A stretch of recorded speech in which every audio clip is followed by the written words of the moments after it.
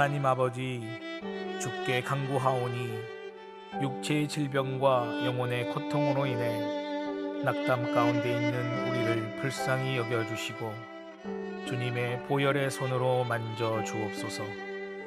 살아계신 하나님을 신뢰하고 의지하며 예수님의 이름으로 대적 기도할 때 주님의 능력의 손길을 경험하게 하옵시고 치유되는 은혜를 선포하며 자유함을 누리게 하옵소서.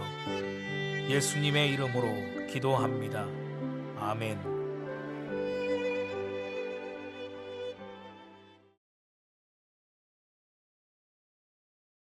다 함께 찬송가 430장 함께 찬송하시겠습니다.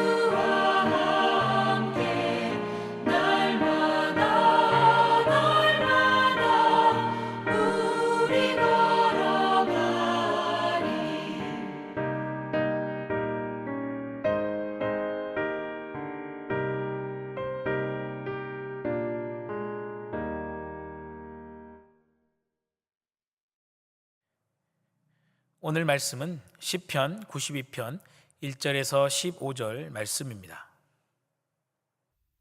시편 92편.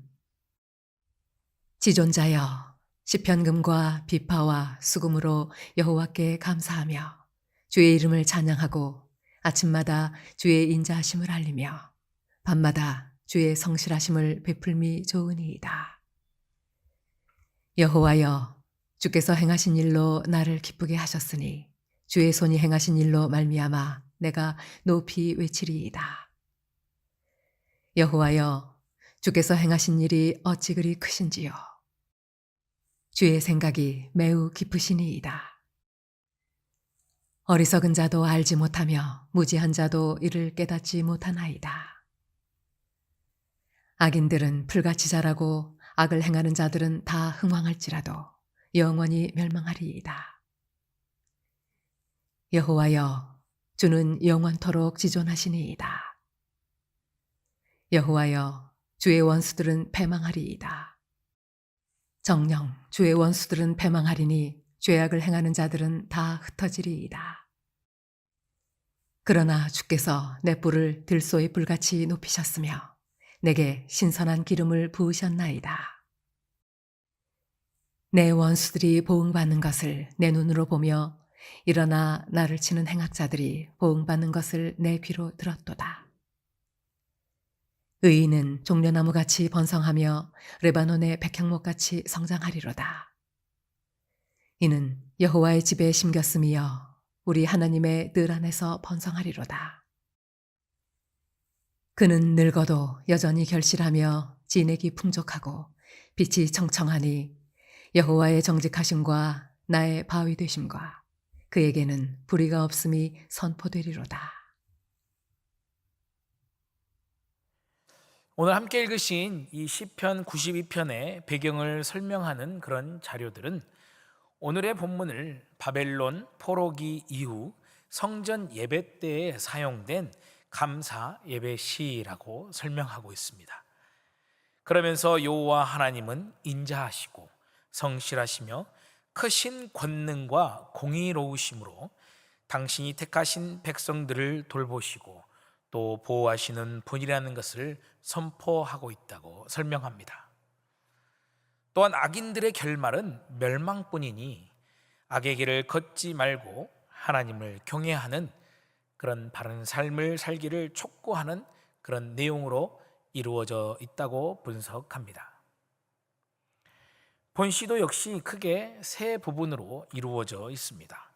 처음 4절까지는 하나님의 인자하심과 성실하심이 백성들과 함께하심에 감사 찬양을 드리는 내용이고 11절까지는 높으신 그 하나님의 공의와 그의 행사를 기억하지 못한 채로 악인의 길을 걷는 자들은 결국 멸망하게 된다라는 그 사실을 기록하고 있으며 마지막 부분은 주님의 길을 걷는 자가 누리게 될 복에 대해서 기록하고 있습니다. 92편의 본문의 이 내용이 우리에게 큰 위안을 주는 것은 이 세상 가운데서 악인이 잘 되는 것 같지만 주님의 공의로우심은 그 악인의 길을 보증하지 않는다는 것이죠. 여러분, 사실 우리가 이 삶을 살다 보면 악인들의 삶이 더 잘 되는 것처럼 보일 때가 너무도 많이 있습니다.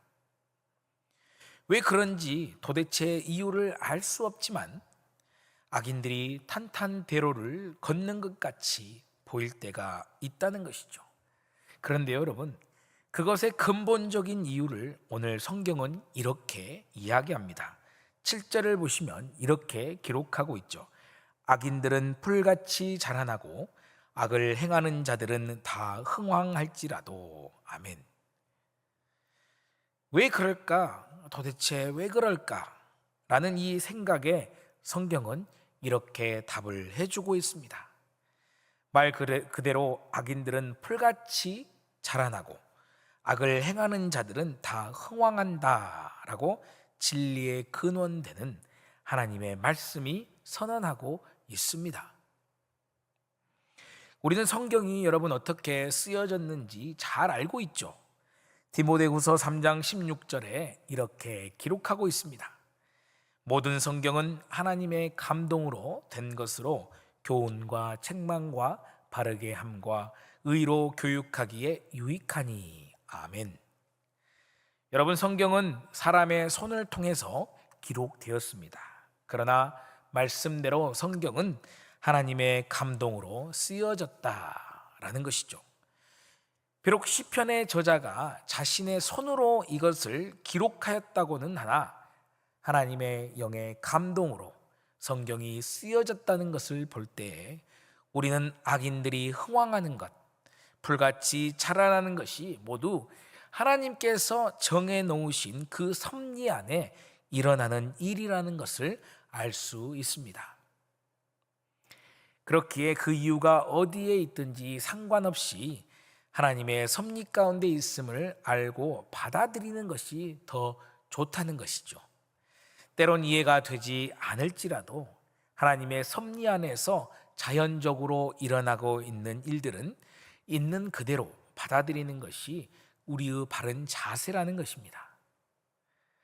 그리고 우리가 그렇게 받아들여도 괜찮은 것은 그들의 흥왕함이 영원하지 않기 때문입니다.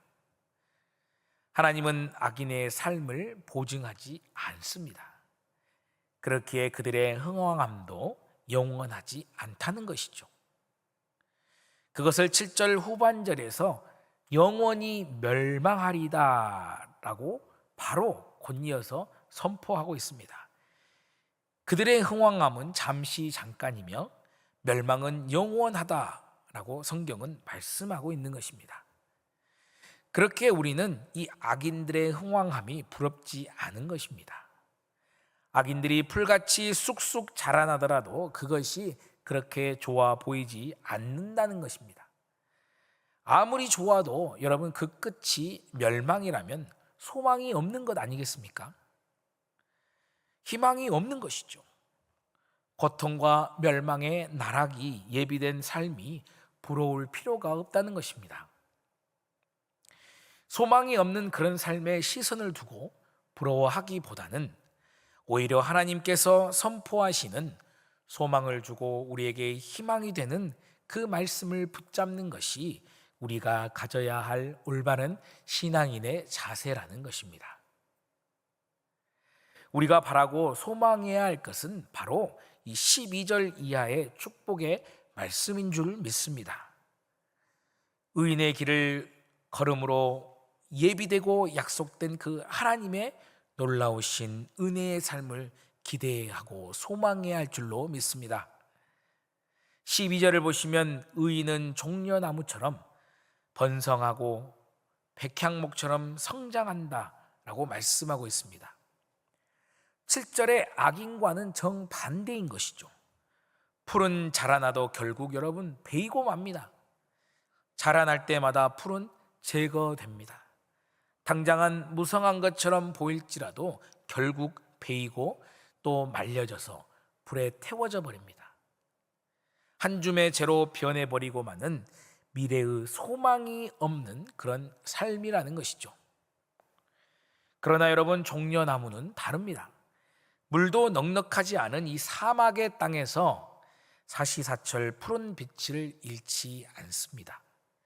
소망이 없는 땅 위에서도 의인의 삶은 푸르른 희망의 빛을 비춰주는 그런 삶이라는 것을 종려나무에 빗대어서 이야기하는 것입니다. 또한 예루살렘 성전을 짓기 위해서 여러분 왜 레바논의 백향목을 공수해 왔겠습니까? 건축에 가장 좋은 나무였기 때문입니다. 그만큼 질이 좋고 귀한 건축 자재였던 것이죠. 백향목 나무는 이 레바논의 산맥에서만 자라는 단단한 재질로 된 침엽수입니다. 그리고 은은하게 나는 향으로 인해서 벌레가 접근하지 못하여서 고대로부터 최고의 건축 자재로 여겨졌습니다. 뿐만 아닙니다. 이 백향목의 송지는 피부 상처를 치료하는 효과가 있어서 사람들에게 이로운 나무로 인식이 되어져 왔다는 것입니다.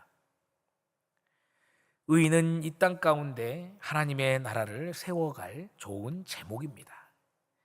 하나님을 영화롭게 하고 세상을 이롭게 하는 삶을 살아가는 사람이라는 것입니다.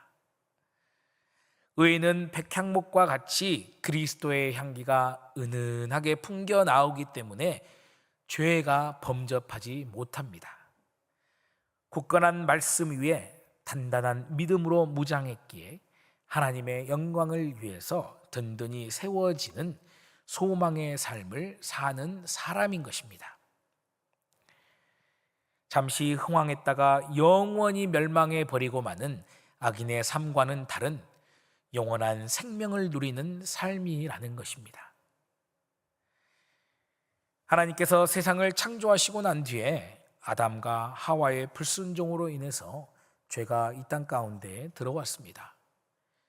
사망의 권세가 여러분 이 땅 가운데 들어온 것이죠.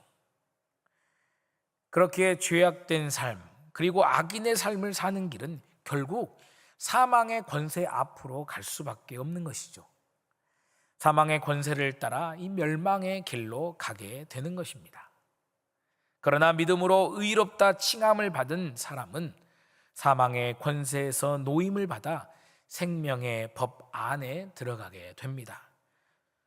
사망의 권세가 더 이상 지배하지 못하게 되는 것입니다. 그래서 14절의 말씀처럼 늙어도 여전히 결실하게 된다는 것입니다. 진액이 풍족하고 빛이 청정하게 된다는 것입니다. 여러분, 늙으면 진액이 다하고 쇠퇴하여 버림받는 그런 세상의 법칙을 뛰어넘어서 영원히 죽지 않는 영생의 삶을 살게 된다는 하나님의 말씀입니다. 그의 배로부터 생수의 강이 넘쳐 흘러나오게 되는 것입니다. 14절의 이 말씀을 이미 경험한 사람이 바로 모세입니다. 그는 80세에 자신의 소명의 자리로 여러분 부르심을 받았습니다. 모세가 120세에 죽었던 것을 생각해 볼 때 자신이 살아왔던 이 80년의 세월보다 그 이후의 40년의 세월 속에서 오늘 본문의 14절의 말씀이 이루어졌습니다. 신명기 34장 7절을 보면 이렇게 말씀하고 있습니다. 모세가 죽을 때 나이가 120세였으나 그의 눈이 흐리지 아니하였고 기력이 쇠하지 아니하였더라. 아멘. 여러분, 모세의 육신은 늙었으나 그의 삶 속에는 여전히 하나님께서 채워주시는 진액이 풍족하였고 빛이 청정하였습니다.